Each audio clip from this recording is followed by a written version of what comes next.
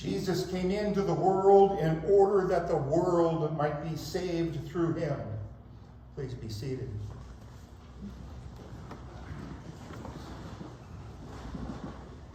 Now, this is a passage in the Bible that should be the easiest passage to write a sermon on. God so loved the world. Okay, love. Here we go. Who can't talk about love? Well, if not, how about the world? We can all talk about creation. And I started a sermon, and I get a couple paragraphs, and my mind went blank. All right, delete it. Try it again. Get a couple paragraphs. Everything I had planned to write, gone. All right, delete it. Okay, I'm going to creation this time. Get a couple paragraphs in, and everything I was trying to say was gone. Tried it again. Not better. And then Susan suggested something that had been in my mind, and I sat down and wrote the sermon. Why have you brought us out of Egypt to die in the wilderness? For there is no food and no water, and we detest this miserable food. If there is no food, then what is it they detest? And if they detest the food, then there was food, they just didn't like it. Then they cried out to the Lord in their trouble, and he delivered them from their distress. He made sure that they had food and water. But God, who is rich in mercy, out of great love with which he loved us, even when we were dead through our trespasses, made us alive together with Christ. Indeed, God did not send his Son into the world to condemn the world, but in order that the world might be saved through him. These are excerpts from each of the readings today. Each of them shows God's love for us, all of us. But do we care for our neighbors as God cares for us? Last weekend, as many of you know, I joined others from around the state in the Poor People's Campaign March in Madison, one of 32 states to host a march on the same date. Plus, there was one in the national capital. Here are some facts on poverty and low income in Wisconsin. Between 2018 and 2020, 1.8 million Wisconsin residents were poor or low income. That's 31.4% of the population of this state. And that number continues to rise. Wisconsin is now home to 1.9 million poor and low income, 39% of the electorate. The federal and Wisconsin's minimum wage is $7.25 an hour. Now, a person making minimum wage would have to work 102 hours every week to pay for a modest two-bedroom home or apartment. Now, if that's a big number, but if you stop to think, if you worked 24 hours a day for 7 days, you could only work 168 hours. So if they're spending 102 hours for rent, how do they pay for everything else? To meet basic needs, 2 adults with 2 children would need to earn over $25 an hour. Yet Wisconsin still thinks $7.25 is plenty. 30% of the state's workforce earn less than $15 an hour. And over 175,000 households were behind on rent or housing payments at the beginning of 2023. And I'm sure it's even higher now. And in 2021, all Republicans and 8 Senate Democrats blocked an increase in the minimum wage to $15 an hour. Maybe they would change their mind if they had to live on $15 an hour. 260,200 people lost Medicare due to the end of the pandemic protections. And yet, the state legislators refuse to accept federal money that's been set aside for Wisconsin for expended Medicare. Do you know that Wisconsin's average life expectancy dropped by 1.6 years between 2019 and 2020, and it still continues to drop? 2.4 million workers, or 77% of the state's workforce, do not have paid leave.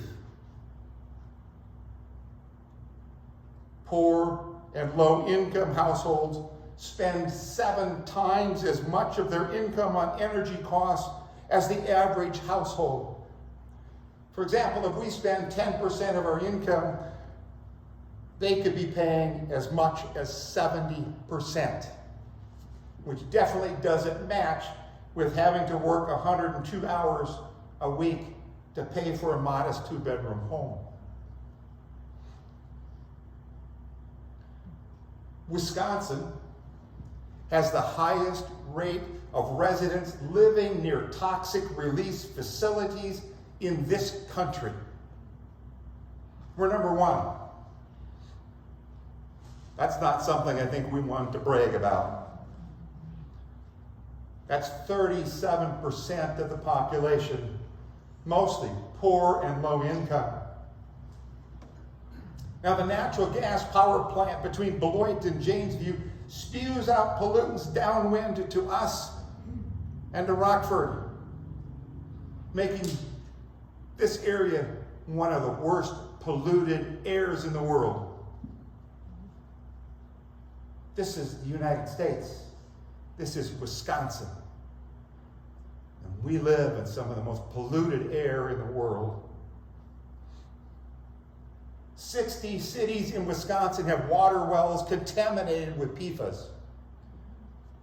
There is no safe level of PFAS for us or for any living thing.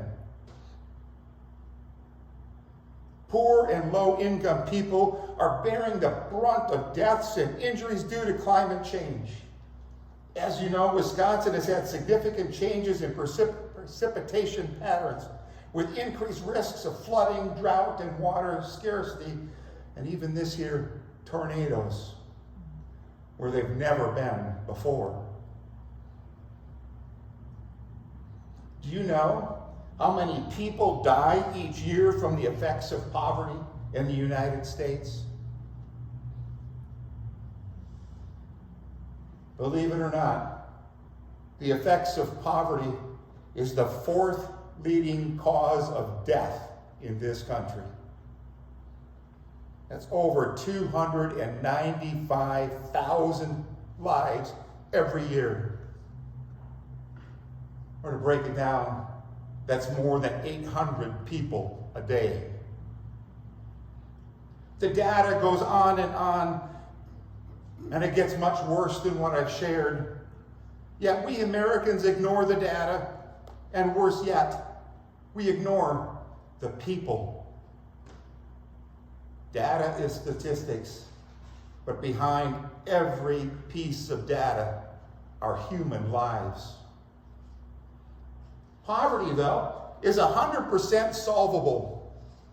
We can end poverty in a couple years if we wanted to. All it takes is the willpower to do so. So who is responsible for the effects of poverty being the 4th leading cause of death?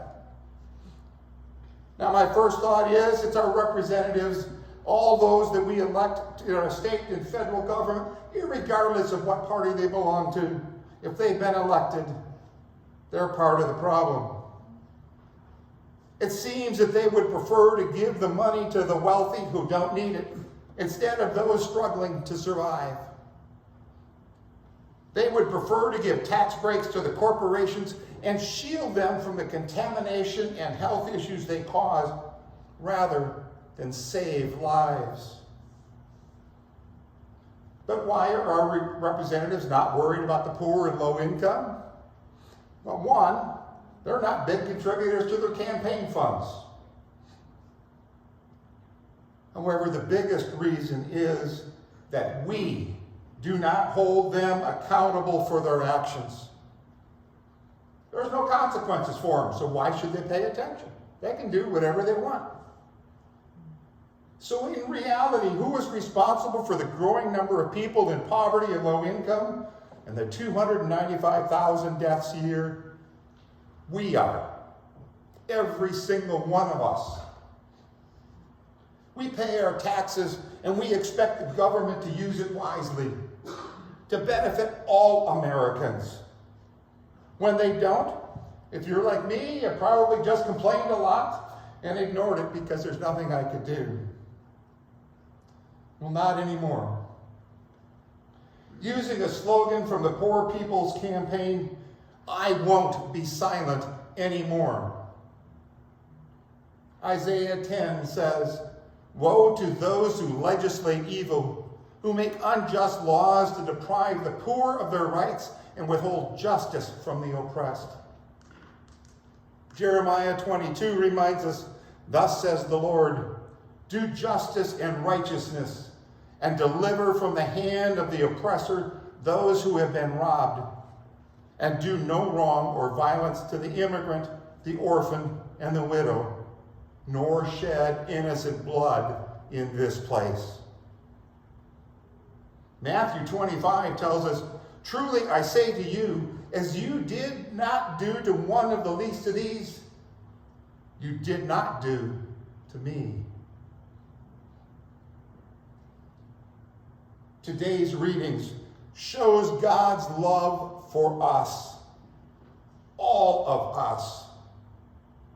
But do we care for our neighbors as God cares for us? I won't be silent anymore.